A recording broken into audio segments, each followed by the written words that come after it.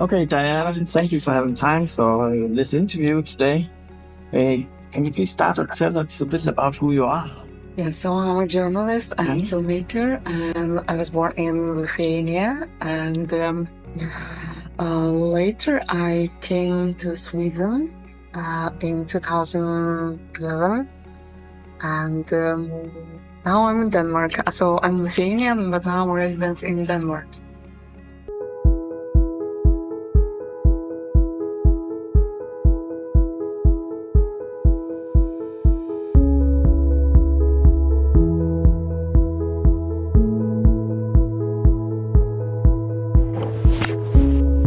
So, Diana, what's the name of your company? My company called Zen Vision. And is this a special reason you have given it this name? I was thinking a lot, and I like the meaning of Zen and division. It's a little bit like Diana Vision. Very nice, very good. Nice meaning of a word. Yeah, A exactly. combination of these two. And why did you decide to start the company?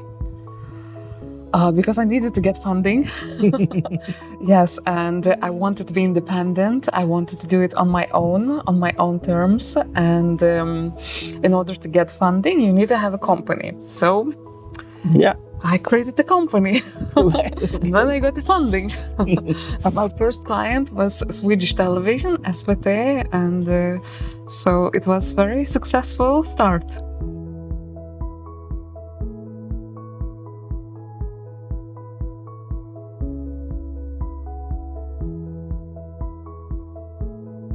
When I was studying journalism, I worked also I started to work in newspaper, then in radio, and then in television. And when I worked in newspaper, I enjoyed the power of written word.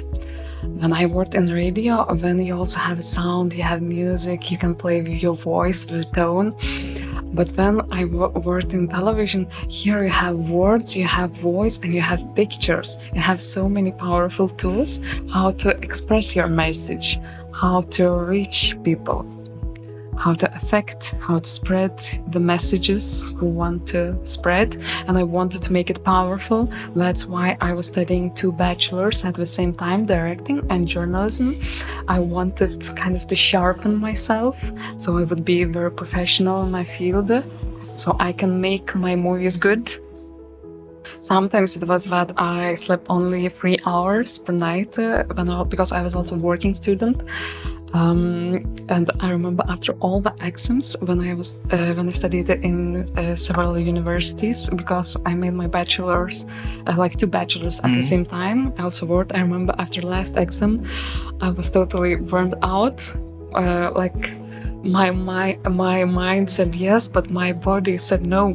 And when I landed in the hospital, so I was in the hospital after my last exam. Oh. But I finished my universities, like my bachelor's and my work for that time. So I just needed to recover a few days. Yeah. And then I was on again. I was very curious, and when you do your thing, when you are in your element, the time stops, or you do your thing, and it's very easy. It comes, all those things very easy. I remember when I started work as a journalist, and I felt very privileged to meet those people, to meet those personalities. For example, I was working with a documentary, Portraits of Time, about inspiring people. And I thought, oh my God, and you are paying money for that? I'm meeting these people. We have this nice time. And it's a job. Yeah, it's very amazing. But then after working for Lithuanian television, you started to be independent? Yes, in Sweden. When I moved to Sweden, okay. Yes, when I moved to Sweden, I created company Zen Vision, and my first project was for Swedish national television. I applied only there because I had an idea, I had a project. Actually, I had this idea almost for 10 years carried in my mind. And then I sent a letter to them and we rejected. And when we rejected, I asked why. And when I asked why, I think then they read my application.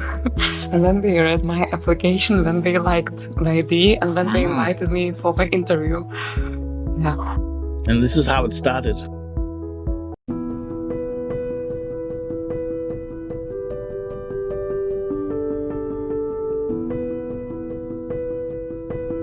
So Diana, what challenges did you have when you made the movie First Class Citizen? First Class Citizen. So First Class Citizen, it was a movie about human rights, about mothers and children, about fundamental human right to raise your children. So my topic was how women who divorced violent husbands then lost their children in a foreign country. And this topic, it's not very welcome in Sweden. We are not advertising that we are doing things like that. So, but as I mentioned before, I think it's important to confront some uncomfortable questions when we can solve it, because it was one Ukrainian woman in front of me, and she lost her 2 children because she was accused being not mentally stable while she is working as a doctor. So, for example, in this country, to work as a doctor, she is good enough, but to take care of her own children, she is disqualified. And like for me, coming from in Lithuania, like this is not normal. I think in Ukraine, this is also not normal. But I was very surprised that in Sweden, it was normal. They took her children, and it was like no one. I thought like if it would happen like in Lithuania, someone like neighbors, I don't know, people, they will start to make a fight or something. This is not normal. It was very inhumane. But it was this topic. It's like taboo topic in Sweden. So I didn't get funding for this topic because it's like taboo. You are not allowed to speak. And in Sweden, we have a culture of silence. So about some things, it's not okay to talk. But I think if we identify the problem, we can solve it. Yeah, sounds right. Yeah. So it was really, I didn't get funding, but I did it anyway from my own resources because I really believe this is important. And when the system says that this mother and this child is not important, I wanted to say the opposite of my movie, that they are important. And also some people who didn't believe in the movie, that, oh, this is not important movie, we don't want it to screen, we don't want it to give funding.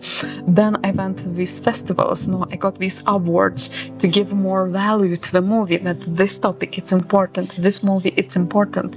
And it's a little bit like, I wanted to say that these mothers are important who are in my movie.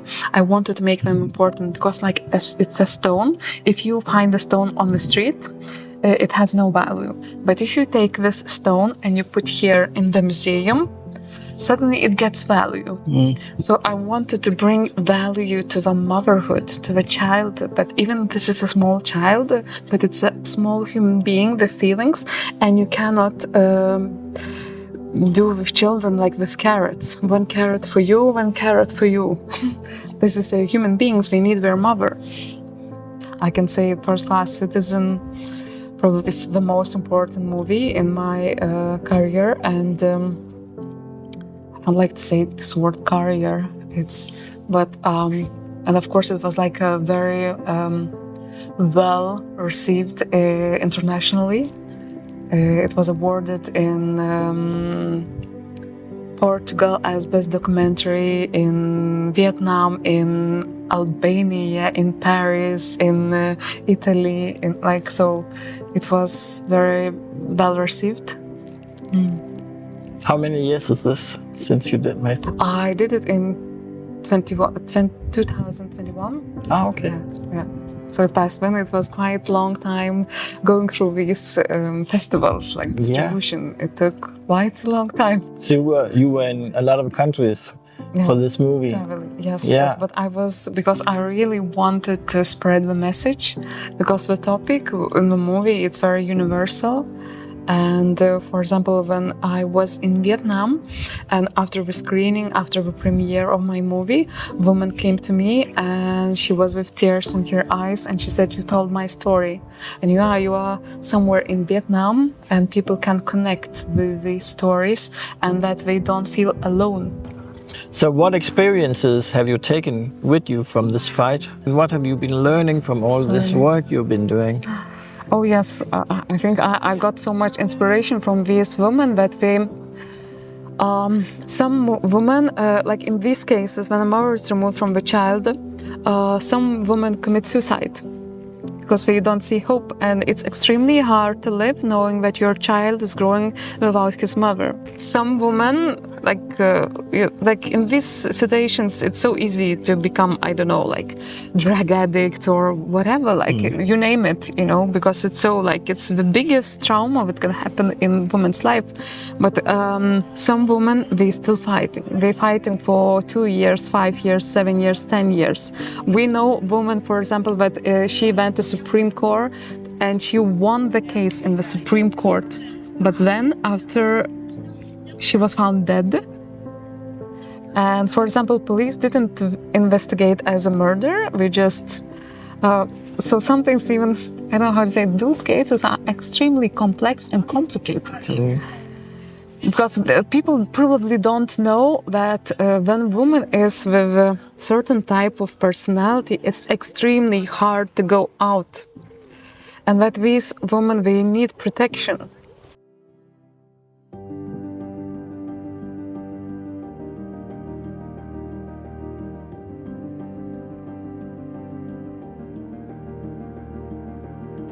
Yes, but what is about this political career? When it was, for example, I was a mother when I became a political candidate for the parliament, and I remember I was like pregnant, and it was my campaign, and people in the city where I was a candidate, we had a joke that Diana, she is like a god. Everywhere you can see her posters, because I have these big posters, a fish with my like face, portraits, motto, logo, whatever. But so we said that Diana, she's like a god. She's everywhere, but no one ever seen her. Because I was like pregnant and I was not participating in the debates. I was only writing articles and doing everything that I could online. So because we also have some probably stereotypes. When in certain situations in your life, maybe it's to choose your family, to choose your child, to choose your motherhood, but I did. So I chose like to support the husband, the career of my husband, and focusing on my child.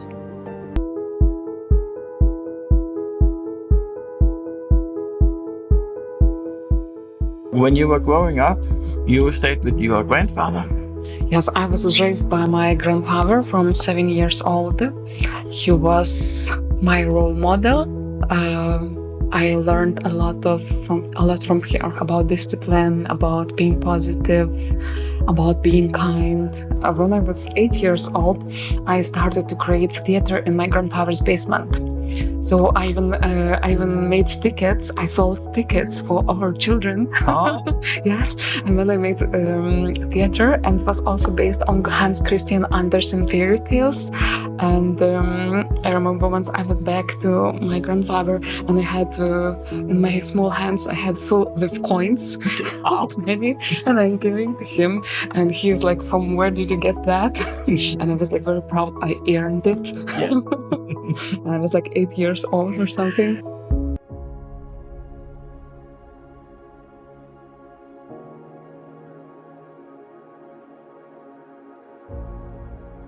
But how challenging is it to be a female, a woman in the movie business? I didn't think when I started that I'm a woman.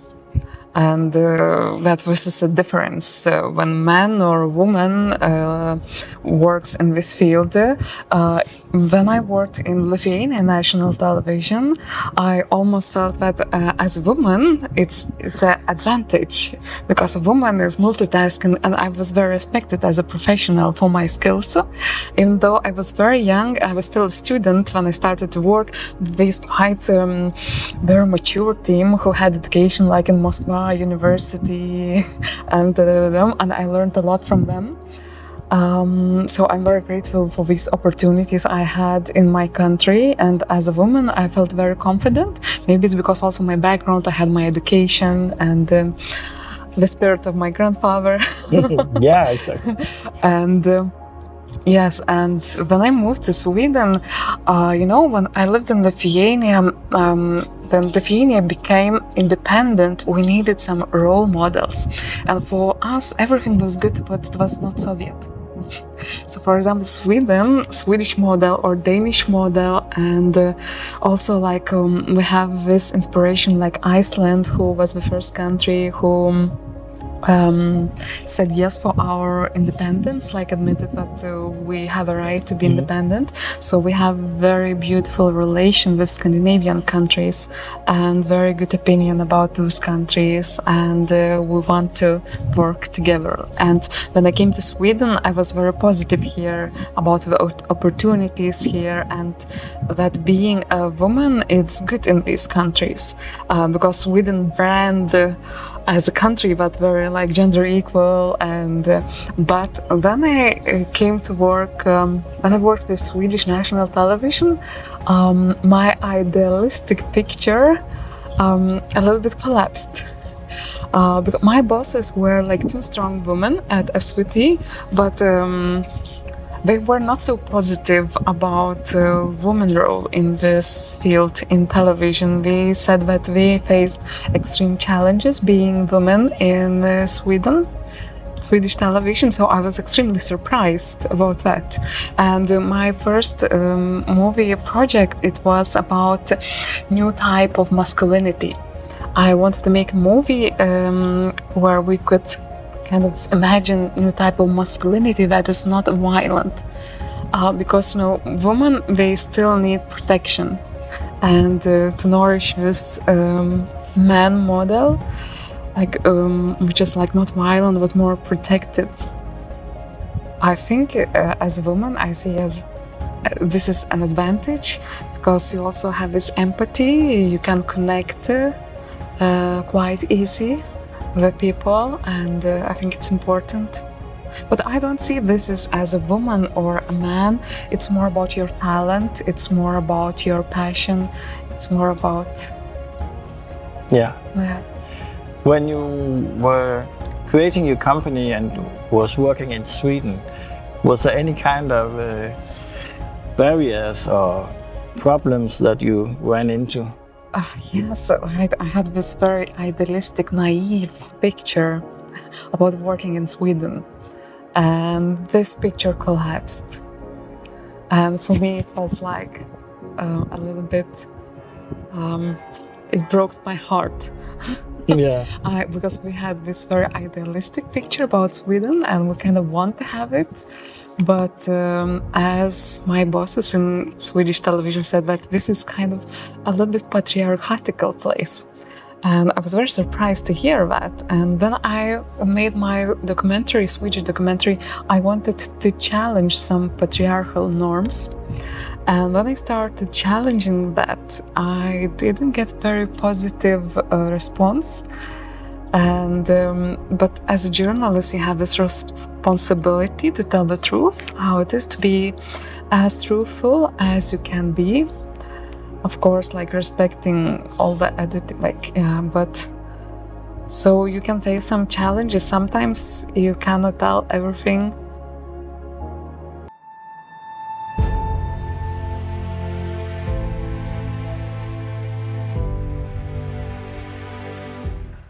So usually I don't like to talk about projects that I'm currently working. Yeah. I like to start, I like talking when it's done.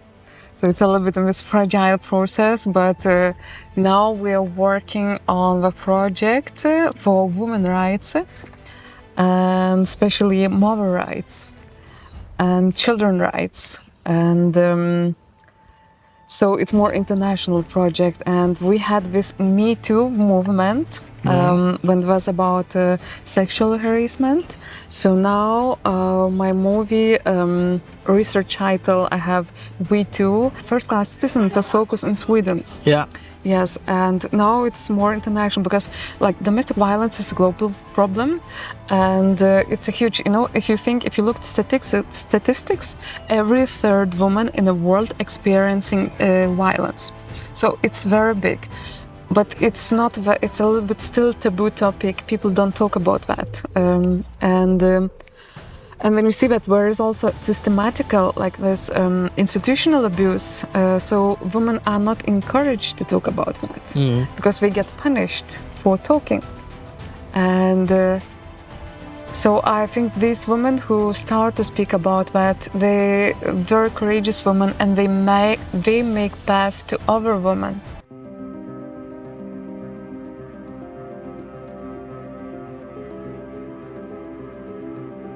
Do I look weird? No. Good. My name is Therese. I'm always confused about how exactly to pronounce my name in English. So maybe Therese. But I am a musician and an actor. And right now I'm studying at the Conservatoire here in Malmö. And living in a lovely little collective called Tuborgslottet. This is our little castle, and we're all musicians here. I have a solo project right now that I'm working on. It's called Libra with a Danish E. It's a fusion of the word libre, free, and the English word Libra, the astrological sign of balance. So it's a fusion of freedom and balance. This alter ego is not living in perfect balance, but oftentimes has to break the balance in order to find transcended versions of freedom. Yeah, that's what I'm playing around with, and I just released a single called Human. I was asked by Diana to work in this project.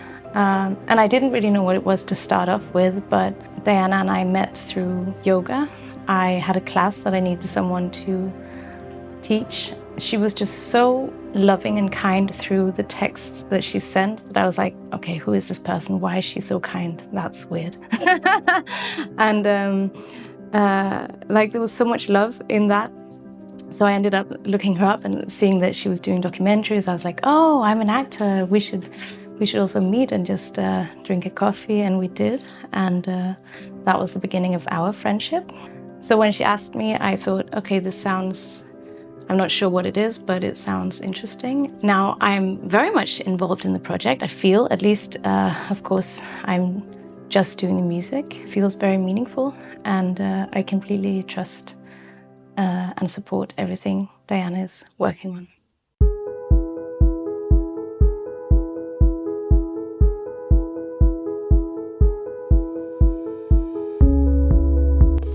And if you look into the future for female entrepreneurs in this kind of business, the documentary movie business, how do you see the future? Oh, very bright, very good. It's now, of course, it's important for ourselves to imagine as a bright and future with a lot of possibilities. And because what you imagine when you become, you just move forward that. And I think we need more of this feminine power. We need more kindness. We need more love.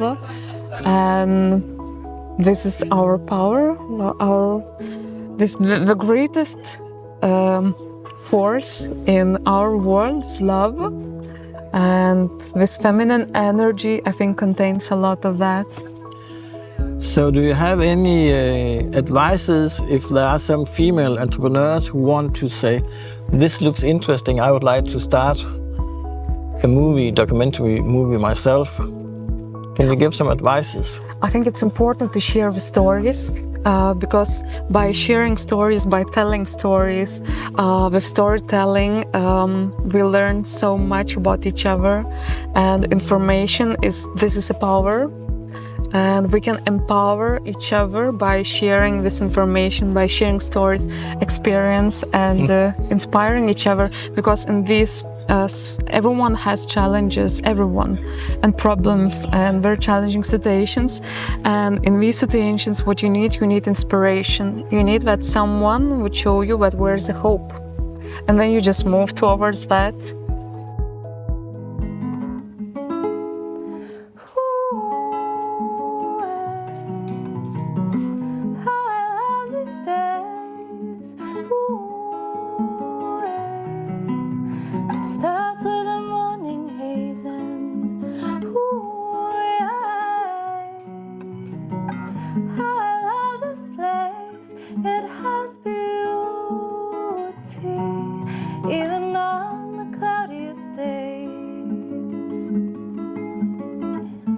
So I sit and cry for a little while until a memory breaks, smile up and numbingly wide, remembering the times he read to us late into the night,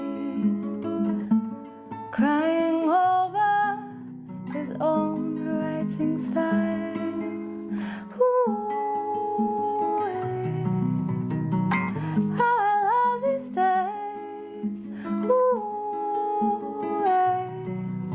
It starts with the morning haze and how I love this place. It has beauty even on the cloudiest days. I over 35 år, der har jeg arbejdet med sociale projekter, og jeg har hjulpet virksomheder med at vokse. Det har været meget spændende, og det har været meget forskellige projekter. De kvinder, som du kommer til at møde her i serien, de er alle sammen kvinder, der har gjort en forskel. De har arbejdet med deres personlige og med deres strukturelle barrierer, og nogle har bygget deres forretning op med støtte fra EU, mens andre, de har gjort det helt alene. De har stået på egne ben fra starten af. Deres historier, de er ikke undtagelser, men de er et bekræftelse på og beviser på, at det kan lade sig gøre. Og de beviser på, at forandringen ude i verden allerede er i gang. Vi har skabt denne serie for at give dem en stemme. Og spørgsmålet er du klar til at lytte? Er du klar til at høre deres historier? Da krigen begyndte, flygtede jeg til Grækenland med en bærbar computer og et håb om at starte forfra. Det virkede umuligt, indtil jeg så, at kvinder over hele Europa gør netop det. Gnister nogle af os får støtte fra EU, andre må kæmpe sig frem alene. Men vi har én ting til fælles. Vi bygger virksomheder i modvind og forandrer økonomien nedefra. Denne serie handler om 6 kvinder. Men i virkeligheden handler den om tusinder. Kvinder, der allerede er i gang med at ændre spillereglerne. Er du klar til at høre dem? Så lad os begynde.